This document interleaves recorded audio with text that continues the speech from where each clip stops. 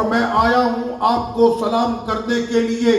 التقي بإخوتي من أهل كراتشي وأنا قادم من الشام. اور میں آیا ہوں کراچی والوں سے ملنے کے لیے ملک شام سے۔ أبلغكم سلام أهل الشام. اور میں آپ کو شام والوں کا بھی سلام پیش کرتا ہوں۔ وهم يدعون لكم ويدعون لإخوتنا في كشمير.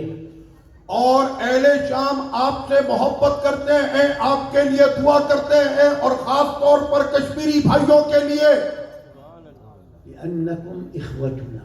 اس لیے کہ آپ ہمارے بھائی ہیں۔ المؤمن كالبنيان.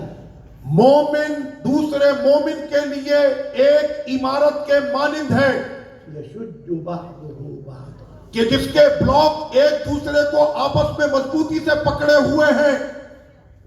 ثم في الدرجة الأولى جئت لأنقل لكم سلام جدي سيدنا الإمام الجيلاني.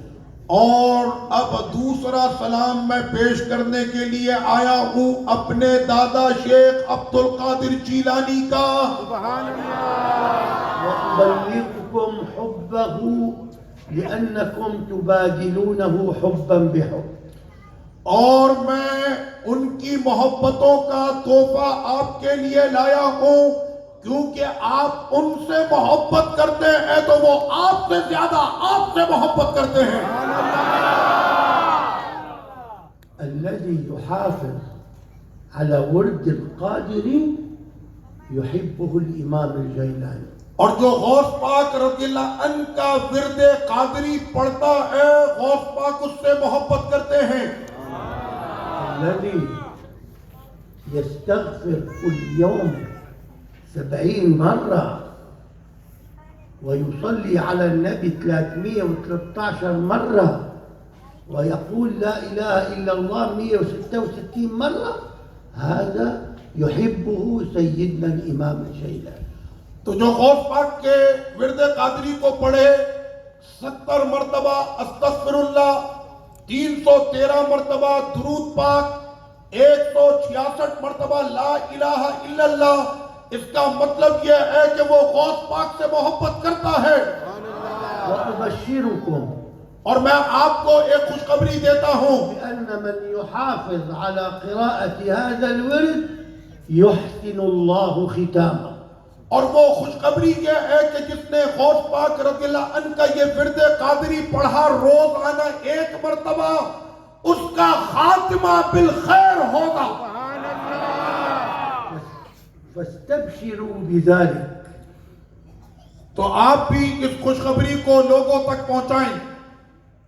الإمام الجيلاني كان إذا جاء إلى الدرس يوم الجمعة میرے دادا غوث پاک رضی اللہ عنہ کے جب جمعۃ المبارک کے دن آپ درس کے لیے تشریف لاتے، يخرج الناس من دكاكينهم ويرفعون أكفهم ويقولون يا رب جاه الجيلاني استجب لنا. تو اس زمانے کے جو تاجر اور دکاندار ہوتے وہ اپنی دکانیں چھوڑ کر باہر آتے اور اپنے ہاتھوں کو اٹھا کر وہ دعا کرتے کہ یا اللہ ہماری دعائیں اپنے پیارے عبد القادر جیلانی کے طفیل قبول فرما۔ فإذا جلس على الكرسي اور جس وقت میں میرے دادا شیخ عبد القادر جیلانی کرسی پر جلوہ گر ہوتے وقال الحمد لله ثم الحمد لله، اور صرف اتنا پڑھتے الحمدللہ ثم الحمدللہ، أنصت كل واحد في المسجد. تو لوگوں کی چیخیں نکلنا شروع ہو جاتی تھی۔ وكان يحضر درسه 70,000 من الناس. اور غوث پاک رضی اللہ عنہ کے درس میں آنے والوں کی کم از کم تعداد 70,000 ہوتی۔ غير الأولياء والأبدال والنجباء والنقباء. اور اس کے علاوہ یہ تو لوگ ہوئے اقطاب، نجبا، نقبا، اولیاء ان کی تعداد وہ الگ ہے. كان يعطي درسا يفهمه العامة والعلماء. اور میرے دادا شیخ عبد القادر جیلانی کے درس کی شان یہ ہوتی کہ اسے عوام بھی سمجھتی تھی اور علماء تو سمجھتے ہی تھے. وكان حماسيا اور غوث پاک رضی اللہ عنہ کا واز جلالی ہوتا تھا. حتى من حماسته كانت عمامته نعم تنفض من على رأسه. اور بعض اوقات آپ کے خطاب میں اتنا ولولہ ہوتا کہ آپ کے امام شریف کے پیچ کھل جاتے. ومرة بلغ به الحماس أثناء الدرس مبلغا. اور ایک مرتبہ آپ کے درس کے دوران جب آپ کو جلال آیا فانحلت طية العمامة تو آپ کے امام شریف کا پیچ کھل گیا وسقطت من على رأسه. اور وہ امامہ شریف آپ کے سر انور سے گر گیا. فخلع الناس عمائمهم وألقوها بين قدمي الإمام. تو جیسے ہی آپ کا امامہ شریف سر سے گرا آپ کے چاہنے والے جتنے قادری تھے ان سب نے اپنے اماموں کو سروں سے گرا دیا. من شدة الحماس الذي أصاب الإمام. یہ تھا آپ کے واز کے وقت میں جوش و جلال. وعندما انتهى الدرس اور جب آپ کا درس مکمل ہوا قال للناس ليأخذ كل منكم عمامته. تو آپ نے فرمایا کہ تم میں سے ہر شخص اپنا امامہ اٹھا لے. فأخذ الناس عمائمهم تو لوگوں نے اپنے امامے اٹھا لیے. وبقيت عمامة. اور باقی رہ گیا ایک امامہ. لمن هذه العمامة؟ تو پوچھا یہ امامہ کس کا ہے؟ صار يسأل مريده لمن هذه العمامة؟ تو پوچھیں ان کے مرید کہ یہ امامہ کس کا ہے؟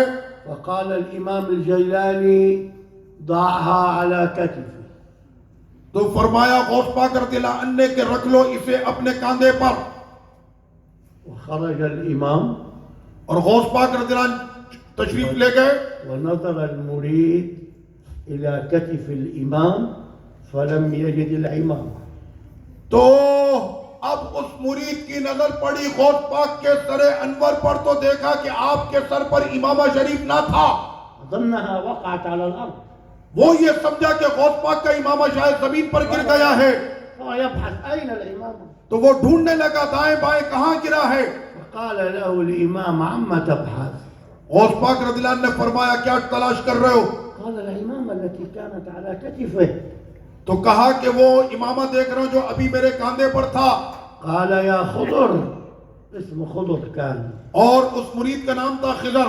لما ألقى الناس عمائمهم کہ جب لوگوں نے اپنے امامے اتارے ألقت ولية لنا في أصبهان هو بغداد. غوث پاک ابھی بغداد میں ہیں. ألقت ولية غترتها من أصبهان وصارت بين قدمي الإمام. تو جب تم لوگوں نے اپنے امامے اتارے تو اصفہان میں ایک ولی درس دے رہے تھے. ان کے کانوں میں جب یہ آواز پڑی اور یہ منظر آیا تو انہوں نے اصفہان سے اپنا امامہ اتارا جو بغداد میں آ کے گرا. طاعة للإمام. اور یہ تھی غوث پاک کی فرما برداری ولیوں پر.